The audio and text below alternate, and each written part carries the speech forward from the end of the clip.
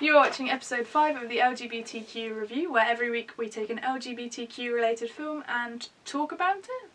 We talk about it. And this week we're going to be looking at Boys Don't Cry. Had a dream about you last night.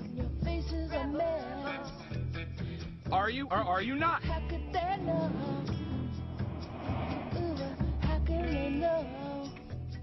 So what are you gonna tell him? Gonna tell him what we know is true. Here's this week's 60-second recap. What?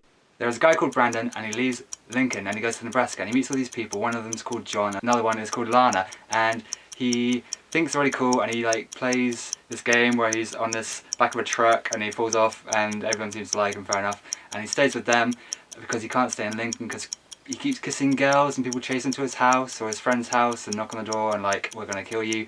So he leaves and he goes to this place and he falls in love with a girl called Lana, and he's like born a woman but he is a man, and he's planning to get a sex operation to like change his gender, but people don't know he always introduces himself as a man, and they find out and they beat him up, and then they John and Tom, John is like deranged, they take him to the middle of nowhere and they beat him up and rape him, and then he goes to the police about it, and then the police don't really do anything, and then at the end he gets shot in the head, and so does some other people. Do you think it's okay that Brandon goes around kissing girls and that he doesn't tell people that he's born a girl?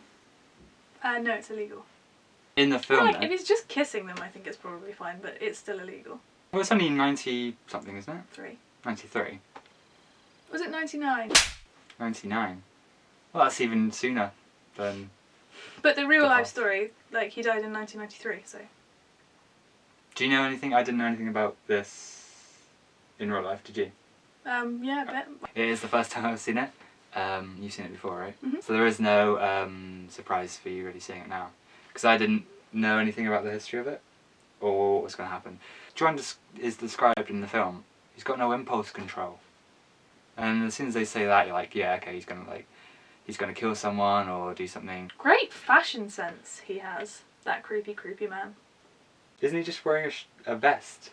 Just like a string vest? No, he's wearing like a hoodie with a bleached denim jacket over it. It's a good look, with his hair all tousled. He plays a good psychopath. What do you want to do that? Oh, in everything though. Yeah. Even when he's not playing a psychopath, he's still a bit creepy. Yeah, you think he's gonna be a psychopath? Like in Education, he's not a nice guy, but he's not a psychopath. And he's super creepy. I find him creepy. Hello, but I'm a music lover and I'm worried about your cello. Come on, 16-year-old Kerry Mulligan. What are you thinking? Well, that's a true story as well, isn't it? So, life just happens, doesn't it? The mum, I think she's understandable up to a point, and I think that point is when they have to go to the sheriff's office. She says, I don't care, like, what you are, but what they did was wrong, so you have to go and you have to tell them. And she's talking about the police. Which I think is really strange, because it's right before she's like, come on, we're leaving from the police station. Warren from Empire Records was there. Stop calling me Warren! My name isn't fucking Warren! His name isn't fucking Warren. His name isn't fucking Warren. His name isn't fucking Warren? I thought his name was Warren. That was good. There's a lot of awkward dancing. Yeah?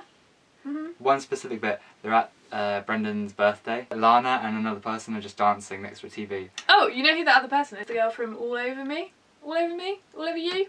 All Over You? All Over Me? From All Over Me? Which is another lesbian film about punk rock in the 90s that I lent you but you didn't watch. You'd love it.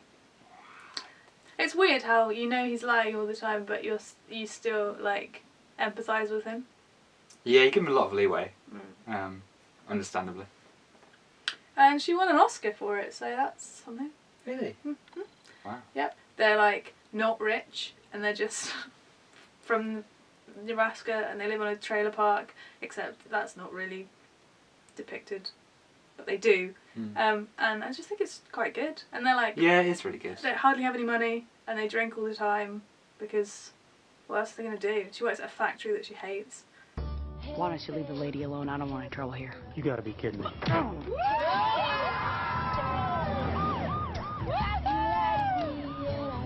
You can't just keep running forever. Nothing can go wrong if we're together. What do you see in him? You wouldn't even believe it.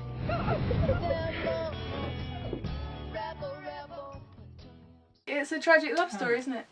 Yeah. And there's the scene where he's looking at her in the warehouse factory, and he takes a thanks, picture. and he takes a picture, and she's on the balcony smoking. Yeah, just saying. Really good. Yeah. Shakespeare.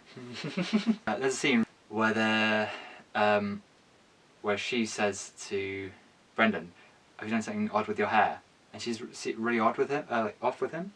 Oh, what? So like after, I feel like maybe I'm just putting it out there. Sure.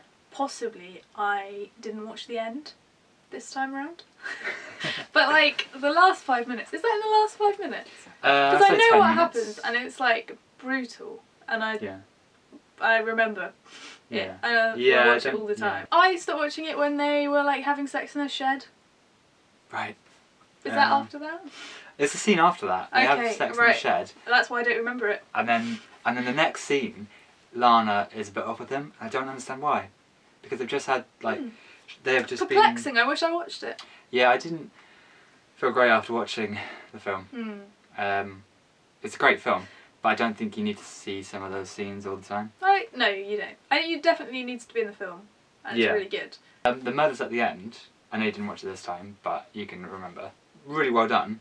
I think that scene's done particularly well. Well, in real life, they shot him in the neck, and then and then he was still twitching, so they stabbed him in the chest. Oh, because he does stab him. And is that why? But he's completely dead when he gets shot. He gets shot in the head. I don't think it's in the neck. Maybe it just would have been too horrific if he'd lived through being shot in the head and twitched a bit. I think their sex scenes are really good. Yeah, they did. Apart from that one I didn't see in the shed. But I think I remember that from last time. Yeah, I think they're pretty good. Well done. Rubbish kissing, I thought. Which is strange because I thought the sex scenes were good. But the kissing was just not... I don't remember any of the kissing. Not good at all. It was like awkward... It wasn't great kissing. It was like...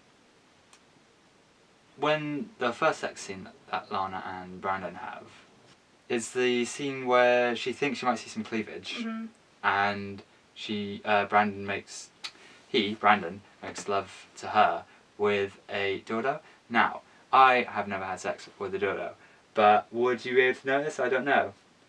Or is it that... I mean, they were a bit cold, but I guess he had it in his trousers the whole time, so maybe it would be warm. But like, it happens in real life now that happens. And people, like recently someone was convicted in this country of like pretending to be a man and having sex with a woman. Yeah. I don't really know anything about They're not pretending to be a man, but that's what they were convicted of. Claiming to be. Yeah. It was a huge commercial success, James. Like, way bigger than they thought it was going to be. I think it cost like, I'm going to say, and it's going to be wrong. Okay. I'm going to say 1.5 million or 2 billion. And it made like $12 million. Wow. Yeah, which is incredible. Pretty good. It highlights the failings in the American health system. There were 2 killings around the same time. And they made a really good documentary that I haven't seen, but apparently it's really good. And then they made this film from the documentary. Oh wow. And the director is an out lesbian. Yeah, so that's good, right? What's she called? Kimberly Pierce. I'll give it 4.2 Polaroid pictures. Okay, so I give it 5 pictures of him dressed with the musket and like the hat, the old timey like black and white pictures. You know that you go into, I don't know what they're called, but those 5 of those. Wow, 5 out of 5. Yeah, 5 out of 5. I don't think it could be any better. I feel like I should boost my rating up because I do think it's pretty good. I'll scrap that. I'll give it a 4.7. Ooh, pretty high. Pretty good. Pretty high, yeah. Okay. So that's what we thought. Let us know what you thought in the comments below. We have been James and Beth, and this has been the LGBTQ review. To get updates on upcoming reviews, follow us on Twitter at LGBTQ_review. And if you've got any suggestions for films you think we should look at, then leave them in the comments. Thanks for watching, and we'll see you next week.